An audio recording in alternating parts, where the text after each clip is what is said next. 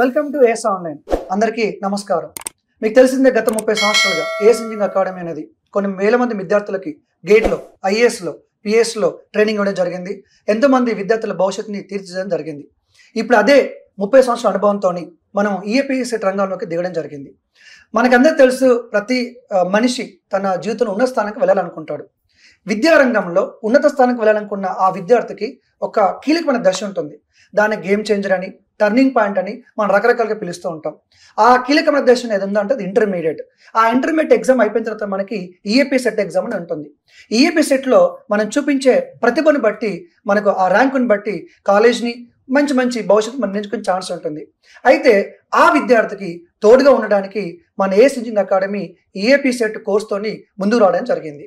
ఈ సందర్భంగా ఇప్పుడైతే మనకి ఎగ్జామ్ తర్వాత తక్కువ రోజుల సమయం అవైలబుల్గా ఉందో, ఈ టైంలో ప్రతి విద్యార్థి చాలా టెన్షన్తో ఉంటాడు. ఎలా ప్రిపేర్ అవ్వాలి అని చెప్పేసి. సో మీకు అండగా మన ఏఎస్ ఎక్స్పర్ట్స్ అందరు ఈరోజు మీతో చిట్చాట్ చేయడానికి ముందుగా ఉన్నారు. సో వివేక్ సార్ నమస్కారం. లంకేష్ సార్ నమస్కారం. Aditya sir welcome. లంకేష్ సార్కి చెప్పండి, ఇప్పుడు మనకి తెలంగాణలో కానీ ఆంధ్రప్రదేశ్లో కానీ ఈ ఏపీ సెట్ ఎగ్జామ్ ఎప్పుడు ఉండబోతుంది, ఆ డేట్స్ ఏంటి? యాక్చువల్గా వాళ్ళకి ఎగ్జామ్ అంటే తెలంగాణ విద్యార్థుల్ని కనుక తీసుకున్నట్లయితే May 2 నుంచి 5 మధ్యలో ఇంజనీరింగ్ స్ట్రీమ్కి సంబంధించిన ఎగ్జామ్ అనేది జరగబోతుంది అనమాట. మరి అదే ఆంధ్ర విద్యార్థుల్ని కనుక తీసుకున్నట్లయితే ఏపీ సెట్ అనేటువంటిది May 21 నుంచి 27 మధ్యలో ఎగ్జామ్ అనేది కండక్ట్ చేయబోతున్నారు ఇంజనీరింగ్ స్ట్రీమ్కి సంబంధించి. సార్, ఇప్పుడు ఈ మధ్య మనం న్యూస్ లో చూసాం ఏపీ తెలంగాణ ఇష్యూ జరుగుతుందని చెప్పేసి. ఇంతకు మరి ఏపీ వాళ్ళు ఈ తెలంగాణ ఏపీ సెట్ ఎగ్జామ్ రాయొచ్చా రాయరోదా?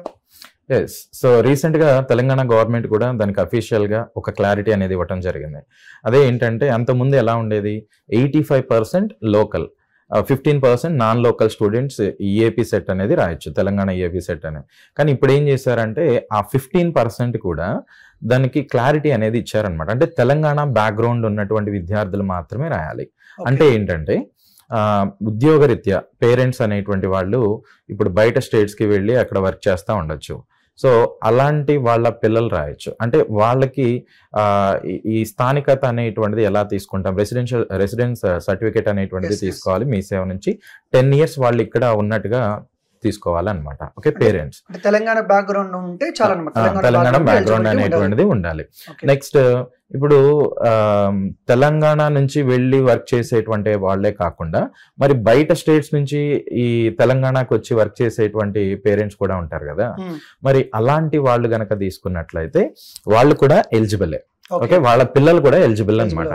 అయితే ఆ ఎలిజిబిలిటీని ఎలా డిఫైన్ చేశారంటే, సపోజ్ ఇప్పుడు బీటెక్ కానీ బీఫార్మసీ కానీ ఇలాంటి కోర్సెస్ అనేటువంటిది తీసుకున్నట్లయితే 9th to 12th వరకు అంటే 4 years కంటిన్యూస్గా ఇక్కడ చదువు ఉండాలి, తెలంగాణలో చదువు ఉండాలి. లేదు అంటే 6th నుంచి 12th మధ్యలో 4 years అనేది కంటిన్యూస్గా ఇక్కడ వాళ్ళు చదివి అనేటువంటిది ఉండాలి. అలాంటి స్టూడెంట్స్ మాత్రమే తెలంగాణ కేటగిరీ కింద, అంటే ఆ 15% నాన్ లోకల్ అనేటువంటి కేటగిరీ కిందకి వస్తున్నాయి. ఇప్పుడు పూర్తిగా స్టడీస్ మొత్తం ఆంధ్రాలోనే ఉంది అనుకోండి, సో వాళ్ళ పేరెంట్స్ కూడా ఆంధ్రానే అనుకున్నట్లయితే ఈసారి మాత్రం అవకాశం అనేది లేదు. అది అలా క్లారిటీ అనేటువంటిది ఇవ్వడం జరిగింది. అవకాశం చాలా చక్కగా వివరించారు. ఎందుకంటే ఈ మధ్యన చాలా మంది స్టూడెంట్స్ కి అదే డౌట్ ఉంది, అసలు మేము ఏపీ వాళ్ళం ఎలిజిబుల్ అవుతామా అని చెప్పి చాలా క్లియర్ గా చెప్పారు.